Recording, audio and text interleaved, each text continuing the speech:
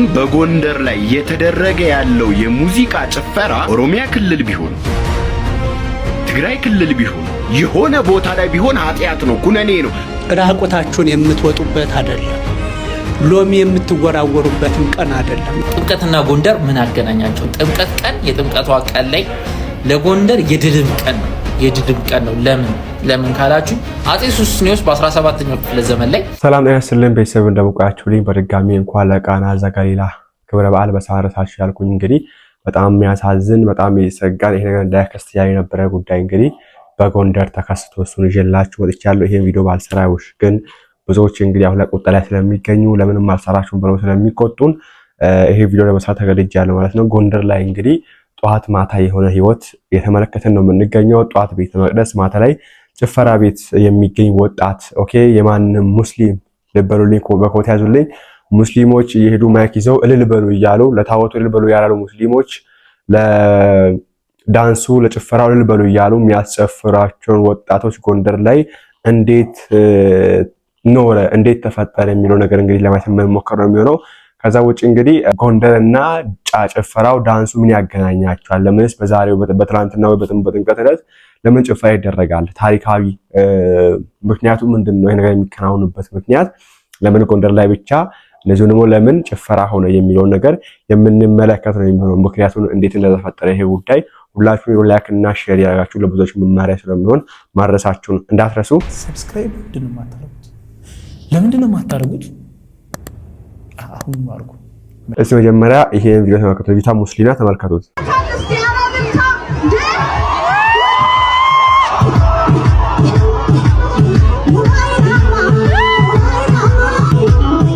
እንግዲህ ሙስሊም ናት፣ ሮዚ ትባላለች እና እኔ እሷ ለተቻለ አልመጣሁም እዚህ ጋር እሷ እንጂ ላረግ አይደለም እና ባጭሩ ሙስሊም ናት፣ ሮዚ ትባላለች፣ ቲክቶከር ናት እና ጧት ለታቦት ይዘው ወጥቶ የነበረን ህዝብ ከሰዓት ሲመለስ እስቲ እልል በሉ እያለች እያሰፈረች የተመለከተው ነው የምንገኘው።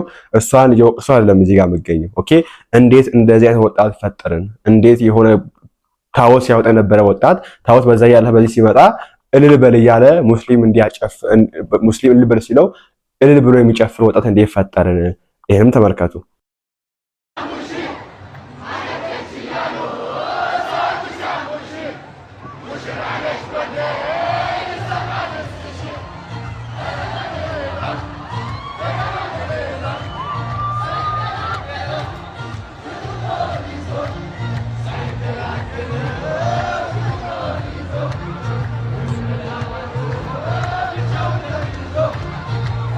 በጣም ነው የሚያሳዝነው። የዘንድሮ ደግሞ ለየት የሚያደርገው ቲክቶከሮች በሙሉ ባለስልጣናት ጨምሮ በዝባ ተገኝተው ነው የሚገኙትና እነ ጃኒ እነ አዶናይ ጆሲ ፖንቴ ነው እዛ ነው የሚገኙት እንግዲህ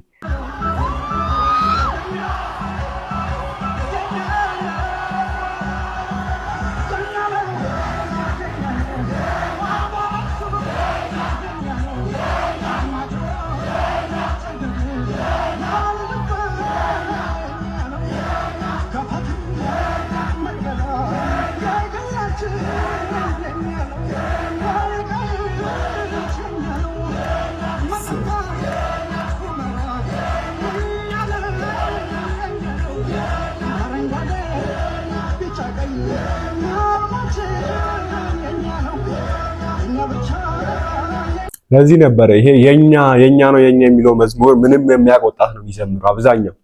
ኦኬ ምንም ጨፈራ ቤትም ምሮ የኛ ነው የኛ ይላል፣ እዚህ ወጥቶ የኛ ነው ይላልና ይሄን ልጨምርና ወደ መጣውበት ዋናው ቤት ልመለስ።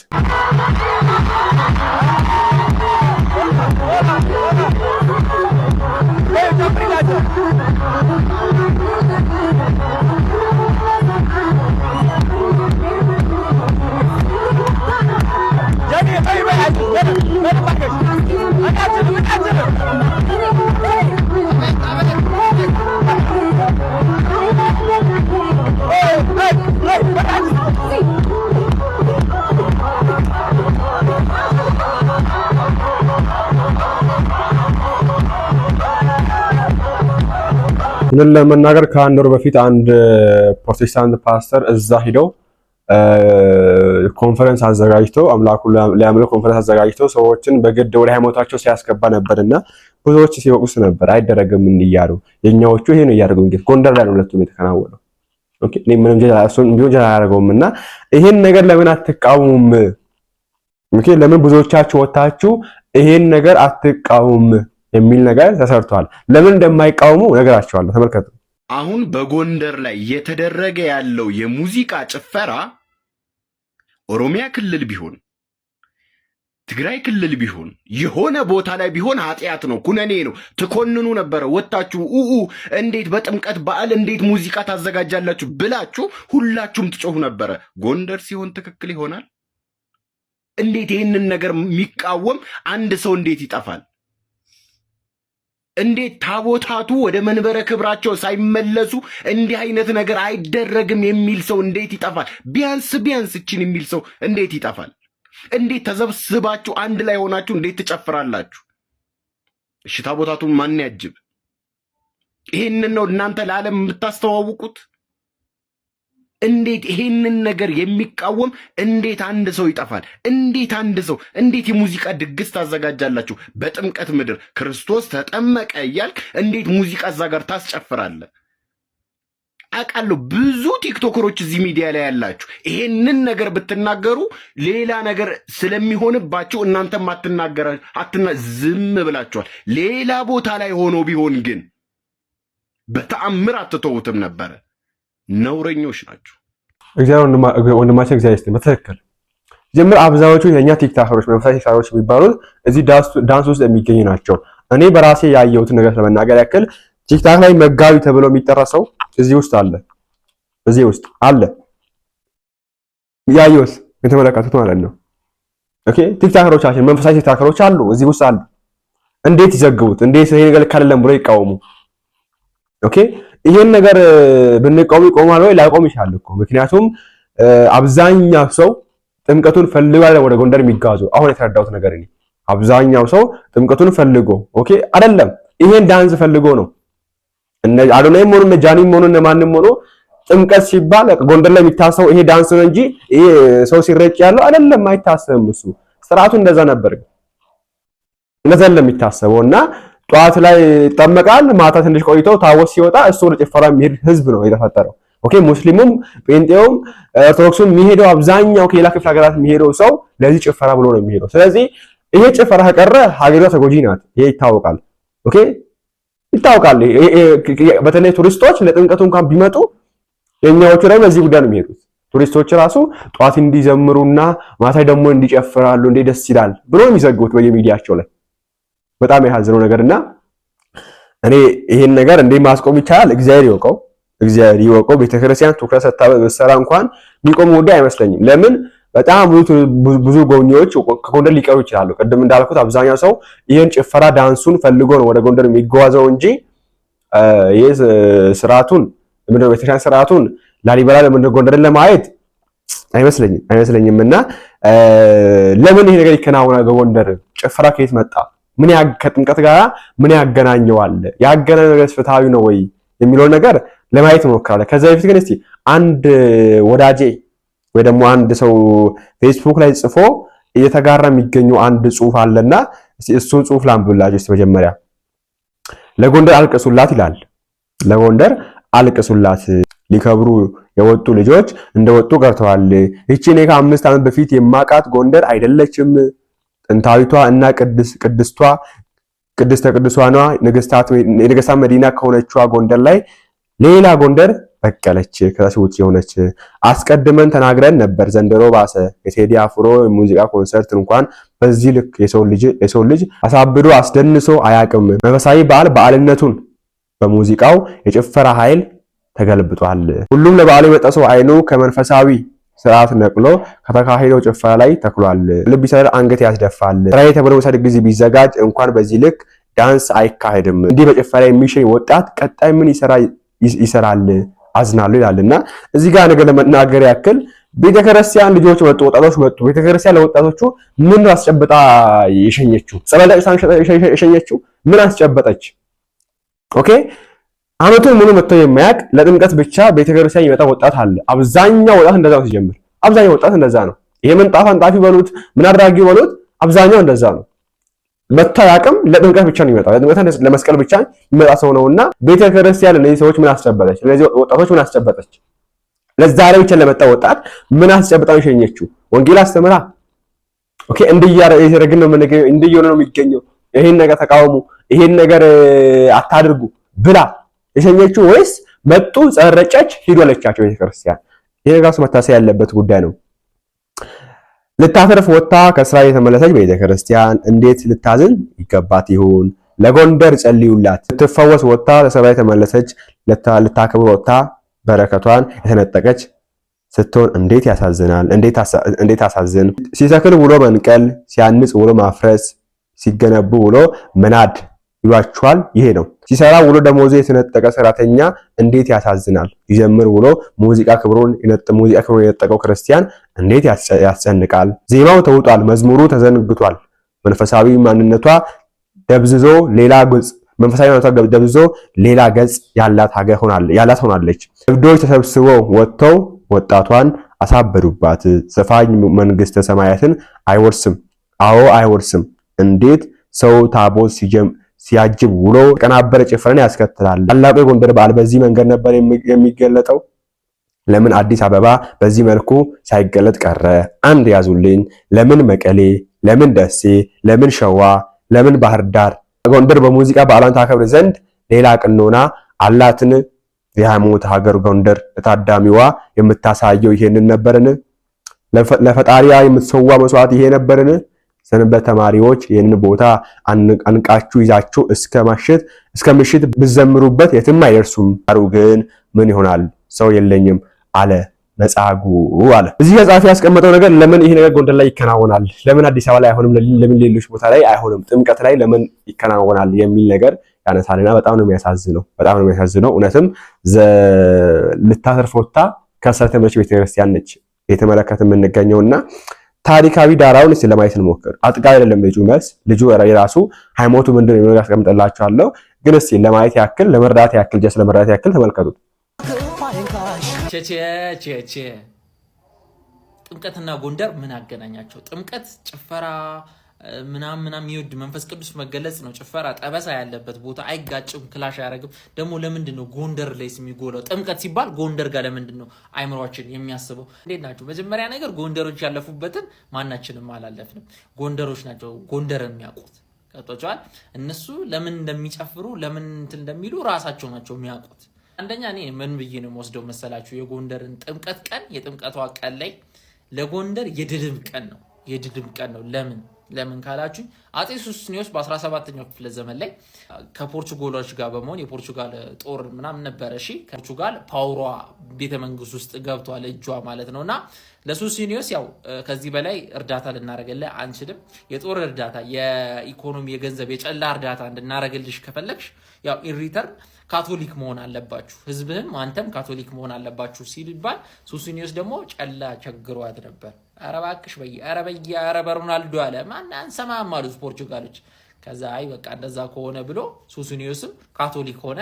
ከዛ ሰውንም በግድ ካቶሊክ ካልሆናችሁ ብሎ መግደል ማስገደድ ጀመረ ማለት ነው። ያው ከክፋት አይደለም፣ ሀገሩን ፕሮቴክት ከማድረግ ኢኮኖሚውን ከማጠንከር የመጣ ሀሳብ ነው። አላይ ፖርቹጋል የምታክል ታላቅ ሀገር ጓደኛም ለማድረግም ነው ብዬ ነው ወስደው እኔ እና ሱስንዮስ እንደዛ ብሎ እያስገደደ እየገደለ ምናምን በጣም ብዙ ሰዎች ተገደሉ፣ ታረዱ በዛ ጊዜያት ውስጥ ማለት ነው። ኦርቶዶክሶቹ ካቶሊክ አልሆንም ብለው ማለት ነው፣ ህዝቡ ማለት ነው፣ የጎንደር ህዝብ ማለት ነው፣ የኢትዮጵያ ህዝብ በአጠቃላይ እና በዚያ ተካሩ መሀል ላይ ሱስንዮስ አልቆየም፣ ብዙም ታመመ። መርዝ ተደርጎበት ነው፣ እግዚአብሔር ነው እሱን ለእናንተ ፍርዱን ተወላችኋል። በታመመ ሰዓት ላይ ልጁ ፋሲለደስ ይመጣና ስልጣኑም ታንኩንም ባንኩንም ይቆጣጠረዋል ማለት ነው። ያው ህዝቡም ባለስልጣኖቹም ፋሲለደስን የፈለጉት ለምን በግድ ሃይማኖት እያስቀየራቸው ፋሲለደስ ፖርቹጋሎችን አባሮ ህዝቡን ሰብስቦ ገንዳ አሰርቶ እስካሁን የምንጠመቅበትን ገንዳ አሰርቶ ህዝቡ እንዲጠመቅ አደረገ። ባለስልጣኖቹ ዘመዶቹ የራሱ ዘመዶች ተቀይረው ነበር እንዲጠመቁ አደረገ። ይሄ የጎንደር ጥምቀት የነበረ ቢሆን ለሺህ ዓመታት በሃይማኖት የነበረ ቢሆንም እንደዚህ አይነት ቀለም የጭፈራው ሁሉ ነገር የጎላው የጎንደር ላይ የሚጎላው ለዚህ ነው።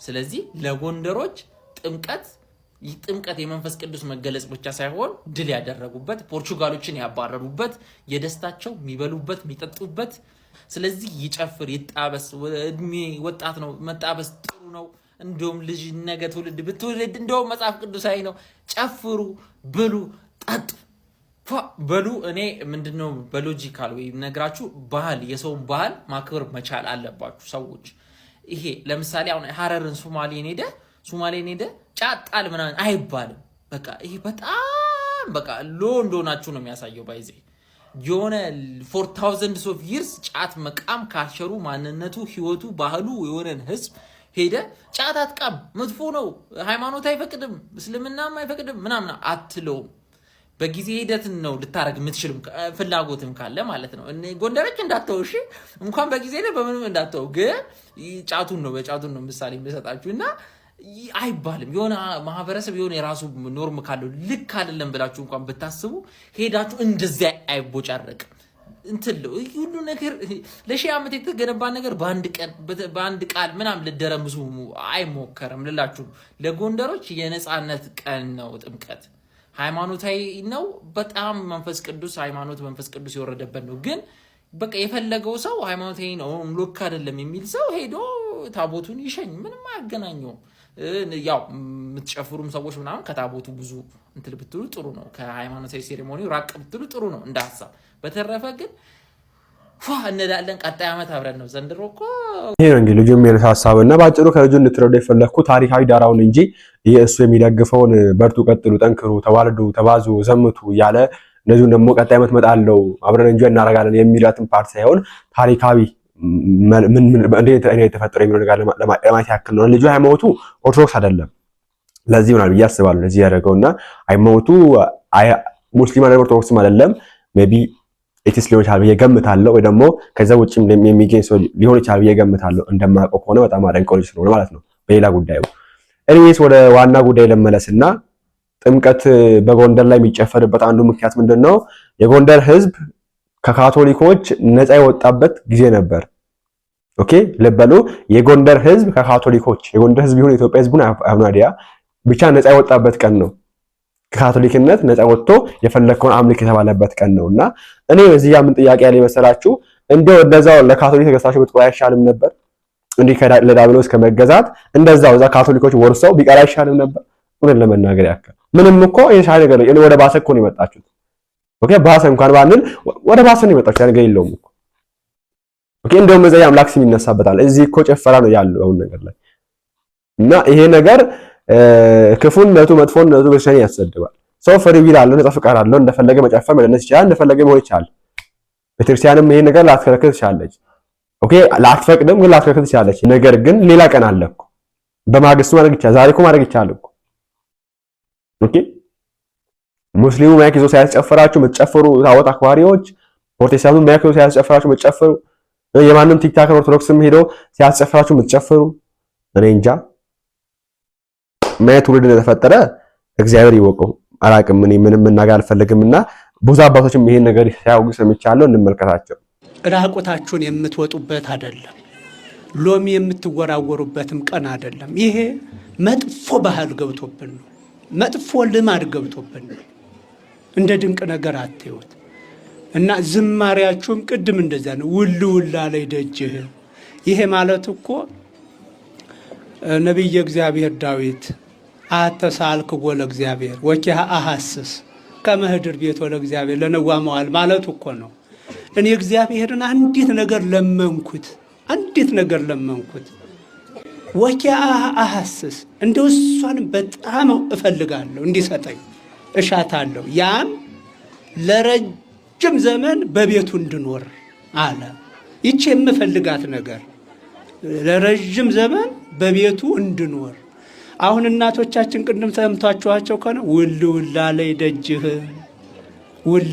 ላይ ደጅህ ሲሉ ምን ማለታቸው ነው እንዴት ቤተ እግዚአብሔርን እንደፈለጉት ማሳያ ነው እንደ በእግዚአብሔር ቤት መኖርን እንዴት እንደወደዱት ማሳያ ነው እንዲህና እንዲህ አይነቱ ነው መዝሙር የሚባለው ምሁራኑ ያሬዳውያኑ ምሁራን በግዕዝ ቋንቋ በተለካ ዜማ በግዕዝ ቋንቋ ይዘምራሉ በያሬዳዊ ዜማ እናቶቻችን ደግሞ እንደዚህ አይነት ውልውላ ላይ ደጅህ የምረት ቤትህን አፈቀኝ በዚህ በምረት ቤትህ ባውደ ምረት አኑረኝ እንዲህ አይነት ድባብ ያለው መንፈስ ያለው መዝሙር ነው መዘመር ያለብንና በዚህ መልኩ ጥምቀትን ተዘጋጅተን እንድናከብር በተለይም ወጣቶች ጠብቁ። አንዳንድ ያላስተማርናቸው ያላገለገልናቸው ልጆቻችን ይጠጣሉ፣ ይወጣሉ፣ ይጨፍራሉ። በመጠጥ ኃይል ነው። በተደረገልን ነገር ተመስጠው አይደለም። እንዲህ አይነቶቹን ወጣቶች አሁን እንዲህ ቤተ ክርስቲያን ቀርባችሁ የምትሰሙ ልጆች፣ የምትማሩ ልጆች ተው በሏቸው፣ ተቆጣጠሯቸው። አንፈርድባቸውም፣ ስላላስተማርናቸው ነው። ጥምቀት ምንድን ነው? ምን የሆንበት ቀን ነው? ቃና ዘገሊላ ምን የሆነበት ቀን ነው ብለን ስላላስተማርናቸው የጭፈራ ቀን ይመስላቸዋል። የጭፈራ ቀን ዝም ብሎ ይመስላቸዋል። በመጠጥ ኃይል የሚያብዱበት ቀን ይመስላቸዋል። ይሄ ከኛ አለማስተማር የጎደለ የመጣ ችግር ስለሆነ አስተምሯቸው። በመጠጥ ኃይል እኛ ብንጨፍር ብንዘል እንደክም ይሆናል እንጂ ምንም አይመዘገብልንም። ከእንዲህ አይነት የጸዳ አገልግሎት እንድንሰጥ ሁላችሁም እንድታስቡበት። ይሄ ነው እንግዲህ አባታችን በጤና ያስጥልን። ጥምቀት ብዙ ሰው ሎሚ ለመወርወር ነው የሚሄደው፣ ለመጨፈር ነው የሚሄደው። ሴቶች ፍለጋ ነው የሚሄደው። ቲክታክ ላይ ያለው ነበር አንድ ቪዲዮ እና ምን ደው ሴቶች የሉም እኮ ጥምቀት ላይ ሲል ነበር አንዱ እና አላቅም ይሄ ነገር እንዴት ይቆማል? እግዚአብሔር ይወቀው። ማህቁሳን እንስማ እስቲ። ኦርቶዶክሳውያን ከዘፈን ኃጢአት ራሳቸው መቆጠብ እንደሚገባቸው ተጠቆመ። ልዩ ልዩ ምክንያቶች በመደርደር የዘፈንን ኃጢአትነት መዘንጋት እንደማይገባ ነው የተጠቆመው። ናኦም ገብረ ኪዳን ዘፈን ለባዕድ አምልኮ የሚውልና ዝሙትንም የሚጠራ በሰው ልቦና ውስጥ ሰርስሮ ሊገባ የሚችል ኃይል አለው። ለመሆኑ ዘፈን ኃጢአት ነው የሚባለው እንዴት ነው ስንል መምህር መለሰን ጠይቀናል። የመጀመሪያው ነገር ዘፈንን ኃጢአት የሚያሰኘው የሰው ልጅ ከተፈጠረበት ዓላማ ውጪ ስለሚያደርግ ነው። የሰው ልጅ የተፈጠረው ለምንድን ነው? እግዚአብሔርን አመስግኖ እግዚአብሔርን ቀድሶ አወድሶ ክብሩን መንግስቱን እንዲወርስ ነው የተፈጠረው የሰው ልጅ። ስለዚህ የዘፈን ሐሳብ ከዚህ ውጪ ነው። የዘፈን ሐሳብ ከዚህ ውጪ ነው። በአንድም በሌላም ሰይጣንን ማገልገል አሊያም ደግሞ ውዳሴ ሰብ ወይም ደግሞ ለሰው ውዳሴ ማቅረብ ነው ዘፈን። ስለዚህ በዚህ ምክንያት የሰውን ልጅ ከተፈጥሮ ወይም ደግሞ ከተፈጠረበት ዓላማ ውጪ ስለሚያደርግ ዘፈን ኃጢአት ነው። የዘፈን እውነታው ኃጢአት ሆኖ ሳለ ምዕመናን የራሳቸውን ምክንያት በመስጠት ሲሸሹ ይስተዋላል። በአጠቃላይ ተደጋግሞ ቢነገርም የሙዚቃን ኃጢአትነት ስለምን መቀበል አቃተን? የመጀመሪያውና ዋናው ነገር ልምምዱ የሰውን ልጅ ከዚህ እንዳይወጣ አድርጎታል። ሁለተኛው በቃ ከመንፈሳዊ ሕይወት ሩቅ ነን። ዝለት አለ፣ የመንፈስ ዝለት አለ። በትክክል ቤተክርስቲያን እያለች ያለውን ነገር ቤተክርስቲያን በምትለው በምታምነው በምታስረዳው በምታስተምረው መልኩ አለመቀበል ለዛ ምላሽ እንዳንሰጥ ያደርገናል። ቴሌቪዥኖቻችን፣ ሬዲዮኖቻችን ያላቸውን መርሃ ግብር ዝም ብለን ብንፈትሽ ዘፈኑ ብዙ ነው። ስለዚህ መደበኛ ይመስላል። በዚህም መምህሩ ኦርቶዶክሳውያን በተለይም ወጣቱ የምዕመናን ክፍል ከዘፈን ልማድ ራሱን መቆጠብ ይገባዋል በማለት ተከታዩን መልእክት ለግሰዋል። የተፈጠርኩት እግዚአብሔርን ላመሰግን ነው፣ እግዚአብሔርን አመስግኜ የክብሩ የመንግስቱ ወራሽ ለመሆን ነው ብሎ ሰው ማመን አለበት፣ መምጣት አለበት። ይሄንን ሲያምን ወደዚህ ሲመጣ ከዛኛው ወይም ደግሞ ከዘፈን ዓለም እየወጣ ይመጣል ማለት። ስለዚህ የመጀመሪያው ነገር የተፈጠረበትን ነገር ማሰብ፣ ቅድም ያልነው ስርዓት አምልኮ በቃ ተሳታፊ መሆን አለበት። በቤተ ክርስቲያን ያሉ ከዚህ ጋር ለዚህ ፈተና ምላሽ የሚሆኑ አገልግሎቶች አሉ። ስለዚህ ቅዳሴው፣ ማህሌቱ፣ ሰዓታቱ፣ ይሄን የመሰለው ዝማሬው፣ እነዚህ የመሳሰሉት በሙሉ የሰውን ልጅ ከዚህ እንዲወጣ ያደርገዋል። መፍትሄ ነው። እኔስ በድጋሚ ለጎንደር አልቅሱላት ራት ፈልጋለሁ። እንዴት ይቆማል ይሄ ነገር የሚለው አላቅም። ምክንያቱም ይሄ ነገር ብዙ ደጋፊ ያለው ነገር ስለሆነ ይሄ ነገር ቆማ ማለት እንግዲህ ሀገሪቷም ከተማዋ የምትጎዳበት ነው ስለሚፈጠር። ምክንያቱም ቅድም እንዳልኳችሁ አብዛኛው ሰው ጥምቀት ፍለጋ አይደለም ወደ ጎንደር የሚጓዘው፣ ይሄን ጭፈራ ፍለጋ ስለሆነ አብዛኛው ሰው የሚጓዘው ለዚህ ስለሆነ ከተማው ከዚህ የምታገኘው ገቢ ስላለ ጭፈራ ባለ መጠጥ አለ፣ ከመጡ ባለ ዝሙት አለ፣ ለዝሙት ነው ቤት ኪራይ ያስፈልጋል፣ አልጋ ያስፈልጋል። ይሄ ገቢ እንግዲህ ለከተማው የሚገባ ነውና ይሄ ስላለ የከተማው መንግስት አስተዳዳሪዎች እንግዲህ ሊደግፉ ይችላሉ ይሄን ነገር። ቤተክርስቲያኒቷም እንግዲህ አላቅም እኔ ጎንደር ላይ የሚገኘው ቤተክርስቲያናት ይሄን ነገር ለምን እንደማይከለክሉ አላቅም። ሳስበው እነሱም ተጎጂ ናቸው መሰለኝ። ምክንያቱም ለጨፈራ ብሎ የመጣው ሰው ነው ቤተክርስቲያን ሄደው ጥምቀቱን የሚያከብረውና ዋና ኮዙ የሚባለው ለጥምቀት መጣ ነው። ግን ይመስለኛል ለጨፈራ ነው የሚሄደው። እግረ መንገዱ ነው ወደ ጥምቀት ራሱ የሚገባ አብዛኛው ሰውና ቤተክርስቲያን እንግዲህ እነዛን ህዝቦችን ማጣላ ስለምትፈልግ ሊሆን ይችላል ብዬ አስባለሁ። ብታጠሻታል ባይነኝ ነኝ። ይሄ ቤተክርስቲያን ምንም ማታተርፈበት ጥምቀት ምንም ለግላ ስለማይችልና እስቲ በዚህ ሁሉ ያስተላችሁ ኮሜንት ላይ አስቀምጡበት። በቀጣዩ ወደ እንመለሳለን። ታሪካዊ ዳራውን የምታውቁ ካላችሁ ኮሜንት ላይ በስተክክል አስቀምጡልን። ቸር ቆዩልን። መልካም የቃን ዘገላ በዓል ይሁንላችሁ።